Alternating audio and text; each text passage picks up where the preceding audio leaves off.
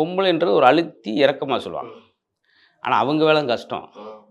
எனக்கு தெரிஞ்சு நான் பட்டிமன்றத்தில் சொல்லுவேன், ரிட்டையர்மெண்ட் இல்லாத ஒரு வேலை எதுன்னா பெண்களுடைய சமையலறை. நாளைக்கு அந்த அம்மா 80 வயசு வரைக்கும் அவருக்கு அந்த அம்மாவுக்கு ரிட்டையர்மெண்ட்.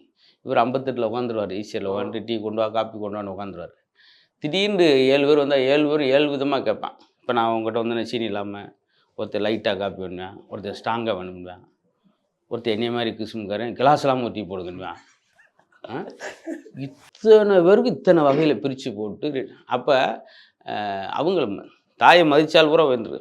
எம்ஜிஆர் அவர்கள் தன்னுடைய தாய் கோயில் கட்டியனால தான் இறந்து 40 வருஷம் எவ்வளோ புகழோட இருக்கார் பாரு. தாய் அது ஒரு பெண் தெய்வத்தை மட்டும் கும்பிட்றீங்க. மாரியம்மன், காளியம்மன், வெக்காளி அம்மன், வேலுவந்த அம்மன் எல்லாம் கும்பிட்றீங்க. அது என்ன சாமி மட்டும் கும்பிட்டு இங்கே வந்து இது ஒரு நார் தெரியுமா ஆம்பளடி அப்படின்னு.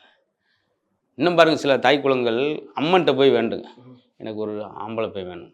கும்பிட்றதே பெண் தெய்வம். ஆம்பளை பையன். அதனால்